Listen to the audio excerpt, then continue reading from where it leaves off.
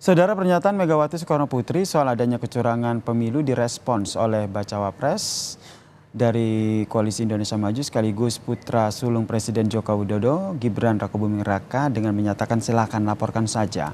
Apakah kekhawatiran soal kecurangan pemilu ini imbas dari putusan MK yang berujung pada Gibran yang maju jadi cawapres? Kita perbincangkan bersama dengan pengamat politik sekaligus Direktur Eksekutif Indikator Politik, Mas Burhanuddin Muhtadi, yang telah bergabung bersama kami di Kompas Malam. Assalamualaikum, salam sehat Mas Burhan. Waalaikumsalam Yasir. Ini nampaknya saling jawab begitu ya. Dikatakan jangan sampai ada kecurangan, kemudian direspon oleh Gibran Rakabuming Raka dengan menyatakan ya kalau ada kecurangan silakan laporkan saja. Anda membacanya seperti apa nih soal kecurangan pemilu yang saling disampaikan oleh kedua belah pihak? Yang menarik kan pernyataan ini disampaikan oleh Ibu Megawati Soekarnoputri, Mm-mm. Ketua Umum Partai terbesar pendukung pemerintahan Jokowi. Nah, kalau misalnya disampaikan oleh koalisi partai pendukung Anies Baswedan, itu sesuatu hal yang kita bisa pahami karena bagaimanapun Anies Baswedan membawa narasi perubahan dan selama ini dikenal sebagai capres antitesis dari Presiden Jokowi. Nah, sekarang disampaikan oleh Ibu Mega sebagai partai pendukung pemerintah utama, bahkan yang membesarkan sekaligus melahirkan Presiden Jokowi, Mm-mm. di saat 3 bulan jelang pemilu. Jadi saya membaca pernyataan Ibu Mega ini dari sisi politik adalah deklarasi terbuka, tanda kutip ya, melawan capres yang didukung dan direstui oleh Presiden Jokowi, yaitu Prabowo dan Gibran Rakabuming Raka. Jadi dari sisi politis, ini Mm-mm. semacam garis pemisah yang membedakan antara Ganjar Pranowo yang didukung oleh Ibu Mega Mm-mm. dengan Prabowo yang didukung oleh Presiden Jokowi. Dari Garis sisi pemisah ini apakah sebagai bentuk penegasan begitu Mas Burhan, maaf saya potong, terkait dengan hubungan antara Joko Widodo dan juga PDIP, terutama Megawati, bahwa memang sudah tidak baik-baik saja?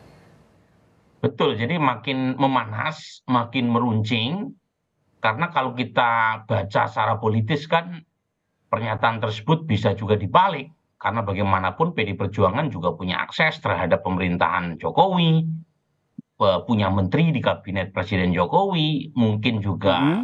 berapa di antaranya punya akses terhadap instrumen kekuasaan. Tetapi ketika itu disampaikan oleh Ibu Mega, kita baca bahwa memang ini semacam penegasan bahwa Ibu Mega dengan Pak Jokowi punya rute yang berbeda menuju 2024.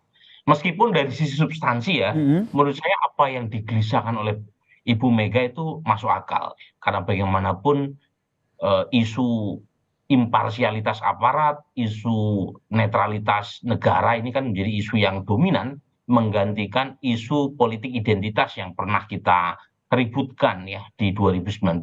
Mm-mm. Isu yang terjadi sekarang kan isu berkaitan apakah Presiden Jokowi sebagai kepala negara sekaligus kepala pemerintahan itu bisa adil ketika putranya maju sebagai cawapres dari Pak Prabowo. Nah, Itu ini isu juga yang jadi saya pertanyaan kita bersama ya Mas Burhan ya. Apakah ya, Presiden Joko Widodo ini bisa adil atau netral? Padahal kalau kita flashback ke belakang ini, Joko Widodo kan beberapa kali menyampaikan bahwa pemerintah pusat, pemerintah daerah, aparat TNI maupun Polri ini akan netral. Nah, bagaimana akhirnya bisa percaya begitu? Apalagi ini memunculkan kekhawatiran dari PDIP.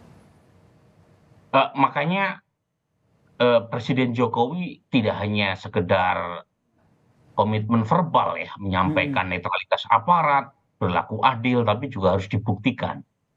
Jadi pembuktian itu tidak sekedar melalui lisan atau gimmick, tetapi harus dibuktikan bahwa memang beliau sebagai kepala negara harus adil dan netral. Secara pribadi mungkin sulit untuk membayangkan Presiden Jokowi netral ya, karena Mm-mm. bagaimanapun putranya sendiri maju. Tetapi dalam posisinya sebagai kepala negara sekaligus kepala pemerintahan, ada etika, ada undang-undang yang membatasi beliau agar tidak berlaku parsial kepada anaknya. Jadi pembuktiannya tidak sekedar gimmick, dan itu yang kemudian dipersoalkan bukan sekedar oleh Ibu Mega ya, tetapi juga oleh Surya Paloh kan dalam waktu yang Mm-mm. bersamaan. Surya Paloh sebagai kingmaker-nya dan sekaligus sebagai pendukung utamanya Anies Baswedan kan mengeluarkan statement serupa. Cuma buat kita kan Surya Paloh tidak punya nilai politik yang tinggi karena beliau menjadi pendukung Anies Baswedan yang notabene memang tugasnya mengkritik pemerintahan. Mm-mm. Yang terjadi sekarang justru Ibu Mega. Dan posisi Ibu Mega sendiri kan gamang ya secara politis ya. Kalau pakai narasi perubahan, narasi itu sudah diambil oleh Anies Baswedan. Mm-mm. Kalau pakai narasi keberlanjutan, Prabowo dan Gibran lebih punya kredibilitas untuk mengatakan narasi keberlanjutan. Jadi posisi Mas Ganjar yang didukung Ibu Mega itu posisi yang ada di tengah, terjepit, dan butuh semacam reposisi. Dan reposisi yang tersisa sekarang ya reposisi yang lebih dekat ke narasi yang dibawa oleh Anies Baswedan. Nah, ini yang jadi menarik untuk kedepannya. Apakah nanti reposisi dari Ganjar Gibran ini semakin Ganjar Mahfud maksud saya ini semakin mempertegas bahwa mereka tidak bagian dari Presiden Joko Widodo, karena kita tahu bahwa Mahfud MD sendiri merupakan menteri dari Presiden Joko Widodo. Nah, ini juga yang menjadi problematik ya. Ketika bicara soal netralitas negara, salah satu yang bertanggung jawab secara langsung atau tidak langsung adalah Menko Polhukam, Profesor Mahfud MD.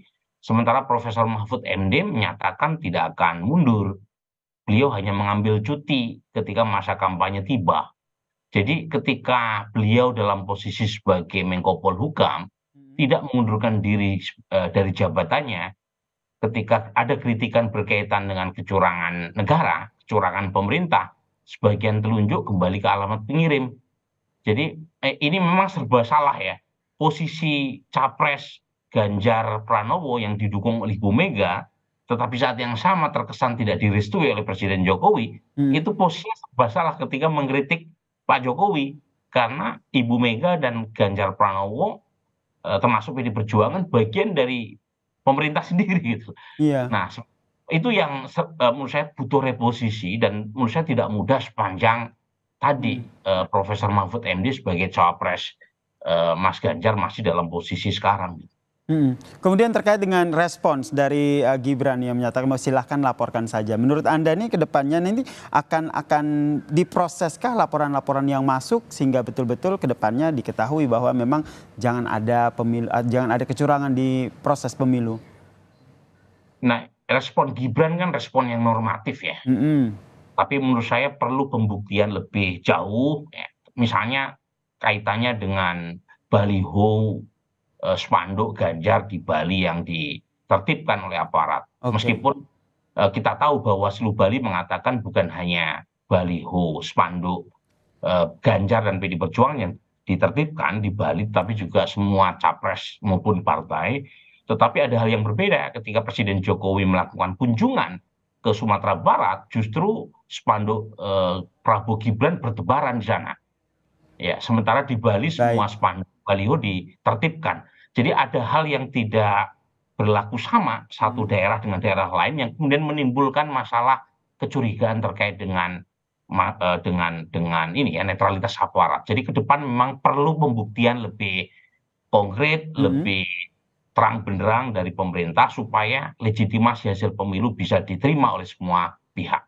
Baik, terima kasih Direktur Eksekutif Indikator Politik Mas Burhanuddin Muhtadi telah bergabung bersama kami di Kompas Malam. Salam sehat Mas Burhan. Terima kasih.